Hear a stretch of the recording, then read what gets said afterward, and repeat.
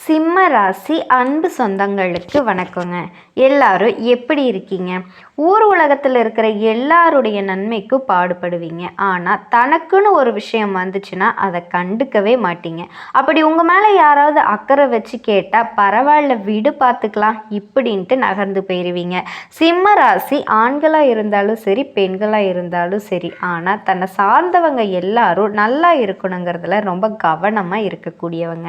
நிர்வாக திறமை இருக்கு. அதிரடியாக திட்டங்களை தீட்டி நிறைவேற்றக்கூடிய வல்லமை படைச்சவங்க. உதவும் மனப்பான்மை அதிகம். எதிரிக்கும் நல்லது செய்யறது சிம்மராசியால மட்டும்தான் முடியும். அந்த மனோபாவம் தான் சிம்மத்தோட அடையாளம். அதே மாதிரி இவங்களை பொறுத்த வரைக்கும் எங்கேயுமே எப்பவுமே முதல் இடத்தை தக்க வச்சுக்கணுங்கிறதுல வல்லவங்க தான்.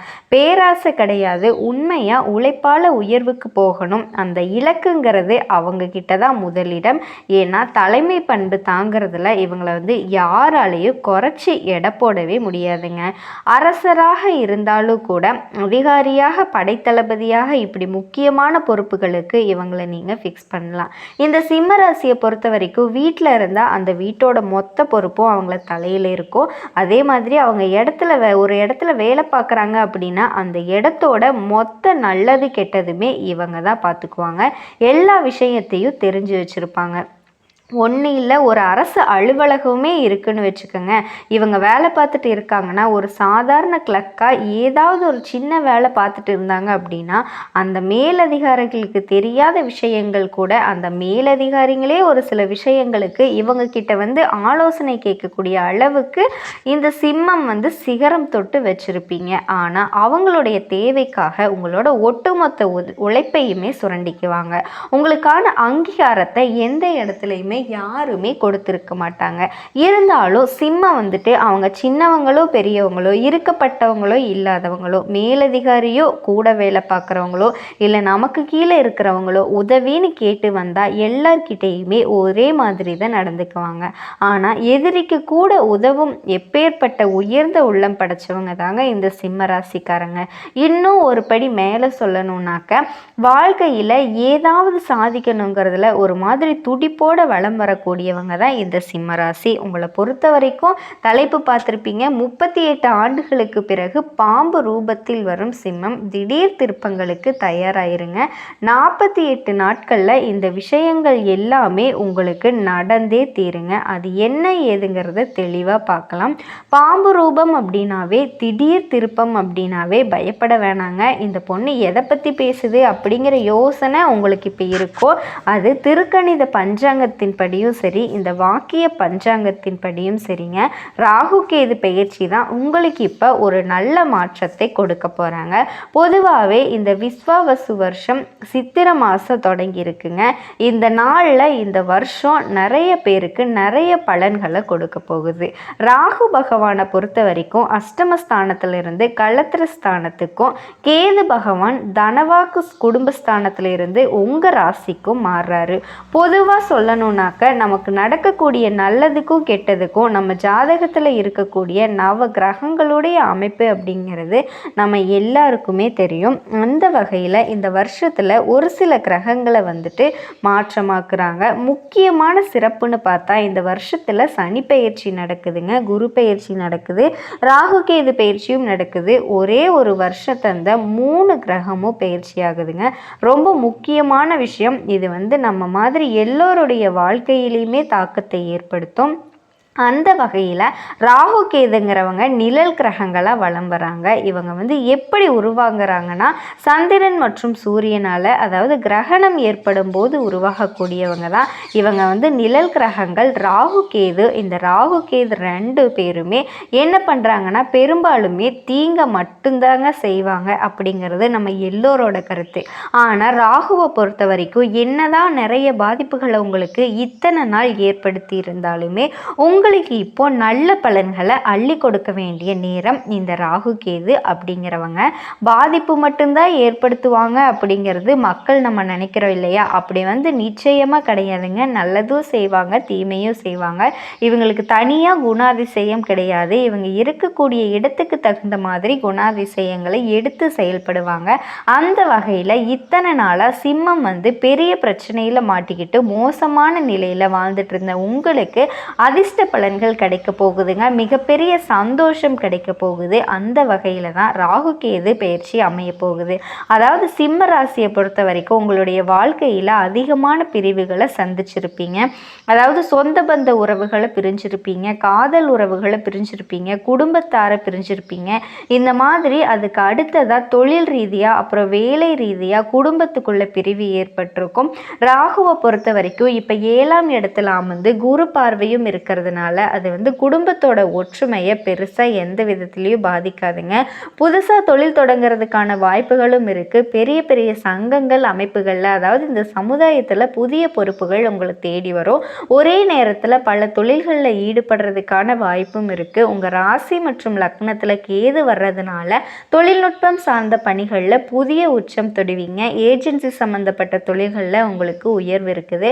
அந்த தொழில் அப்படிங்கிறது உங்களுக்கு கை கொடுக்கும். அதே மாதிரி தொழிலில் வாழ்க்கை துணையால் நல்ல லாபம் இருக்குதுங்க. இதனால் தொழில் ரீதியாக உங்கள் வாழ்க்கை துணை உங்களுக்கு கொடுக்கக்கூடிய அட்வைஸ் எல்லாம் ஏற்றுக்கோங்க. அதே மாதிரி உத்தியோக பணிகளை பொறுத்த வரைக்கும் ஆண்களோ பெண்களோ தனியார் துறையோ அரசாங்கத்தையோ நல்ல மாற்றம் இருக்கும். வெளிநாட்டு பயணங்களால் ஆதாயம் இருக்குங்க. ஆய்வு தொடர்பான பணிகளில் எதிர்பார்த்த பதவி உயர்வு கிடைக்க போகுது. குழந்தைகளோட கல்வியில் முன்னேற்றம் இருக்கும். இந்த காலத்தில் இந்த 2 குழந்தைகள் பல்வேறு சாதனைகளில் படைப்பாங்க. ஆன்மீகத்தில் நாட்டம் அதிகரிக்கும். இப்போ சிம்மம் யோசிப்பாங்க, எனக்கு 2 குழந்தைகள்லே 1 குழந்தைகள் தான் இல்லை, எனக்கு 2 குழந்தையோ 3 குழந்தையோ தான், இந்த மாதிரி பண்ணுவீங்க. பொதுவாக சொல்கிற குழந்தைகளால் உங்களுக்கு பெருமை சேருங்க. இந்த சாதகமான பலன்கள் கூட கவனமாக இருக்க வேண்டிய விஷயங்கள்னு பார்த்தோம்னா, மூத்தவன் கிட்ட அவருடைய உடல் ஆரோக்கியத்தில் அதிகமாக அக்கறை எடுத்துக்கணும். அதே மாதிரி கேதுவனால் அடிக்கடி மனக்குழப்பங்கள் போகும். மனசை ஒருநிலைப்படுத்தி குடும்பத்தை சரியாக பார்த்துக்கிட்டீங்க அப்படின்னாவே பிரச்சனை எதுவும் வராதுங்க. அதாவது சிம்ம ராசியை பொறுத்த வரைக்கும் இந்த பேச்சினால் குடும்பத்தில் மகிழ்ச்சி பொங்க போகுதுங்க. பணம் எதிர்பார்த்த அளவுக்கு உங்களுக்கு வந்துக்கிட்டே இருக்கும். உங்களுடைய முயற்சிகளையும் நீங்கள் மேம்படுத்தி காரியங்களை செஞ்சு வெற்றி பெற போகிறீங்க.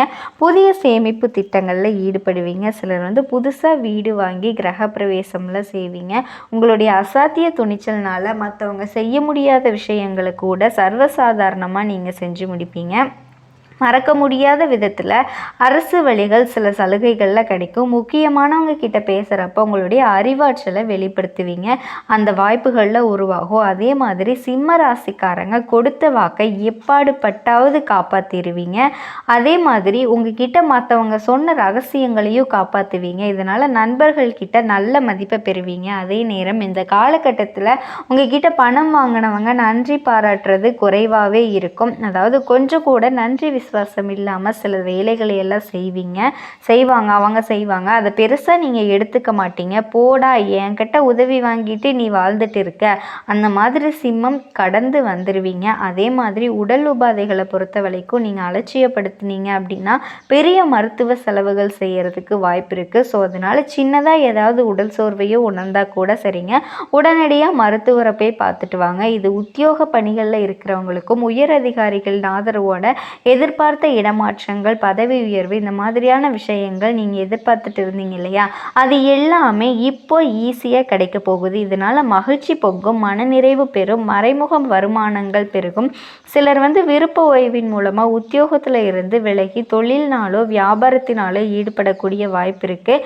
அந்த மாதிரி குடும்பத்தில் நிம்மதியான சூழ்நிலை நிலவும். வேலை நிமித்தமாக சிலர் வெளிநாடு வெளியூர் பயணம் மேற்கொள்வீங்க. தனியார் நிறுவனத்தில் வேலை பார்க்குறவங்களுக்கு சம்பள உயர்வு மற்றும் எதிர்பார்த்த சலுகைகள் கிடைக்கும். இதனால் உங்களுக்கு மகிழ்ச்சி கூடும். சிலர் வேலையில் இருந்துக்கிட்டே தொழிலில் அடிஷ்னலாக செய்யலாம் அப்படின்னு நினச்சிருப்பீங்க. இதனால் உபரி வருமானத்துக்கு வகை செஞ்சுக்குவீங்க. சொந்த வீடு இல்லாமல் இருந்தவங்க இது வரைக்கும் கஷ்டப்பட்டோம், இப்போ சொந்த வீடும் அமையும். அரசு குடியிருப்பு போன ஏதாவது ஒரு வசதிகள் கூட உங்களுக்கு வீடு கிடைக்கிறதுக்கு வாய்ப்பு இருக்குங்க. இது எல்லாமே உங்களுக்கு மகிழ்ச்சி கிடைக்க போகுது. நிறைய விஷயங்கள் உங்களுக்கு சந்தோஷத்தை கொடுக்க போகுது. நிறைய விஷயங்களை நீங்கள் புதுசாக செய்ய போகிறீங்க. எந்த ஒரு விஷயமும் உங்களுக்கு இனி கஷ்டத்தை கொடுக்கறது இருக்காது. அதே மாதிரி இப்போதைக்கு கூட்டு தொழிலில் சேர வேணாம். ஏன்னா சிம்மத்துக்கு இந்த பார்ட்னர்ஷிப் அப்படிங்கிற விஷயம் பாதிப்பை தான் கொடுக்கும்.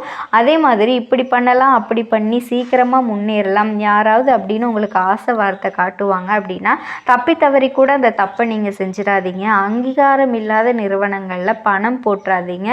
இதை தாண்டி பிள்ளையோட வருங்காலத்தில் மனசில் வச்சுக்கிட்டு சேமிங்க. நிரந்தர வேலை இல்லாமல் தவிச்சிட்டு இருந்தவங்களுக்கு நல்ல வேலை கிடைக்கும். தாழ்வு மனப்பான்மை குழப்பங்களிலிருந்து விடுபட போகிறீங்க. அதே மாதிரி யாருக்காவது ஜாமீன் போடுறது, இல்லை கான்ட்ராக்ட் வாங்கி கொடுக்கறது, ஏதாவது ஒப்பந்தத்தில் கையெழுத்து போடுறது, இந்த மாதிரி விஷயங்களில் சுத்தமாக ஈடுபடுறத முழுமையாக தவிர்த்துக்கோங்க. இப்படி நீங்கள் செஞ்சீங்கன்னாக்க கண்டிப்பாக சிம்ம ராசிக்கு ராகு கேதுவுனால எந்த ஒரு பாதிப்புமே ஏற்படாதுங்க. நல்லதே நடக்கும். வாழ்க வளமுடன்.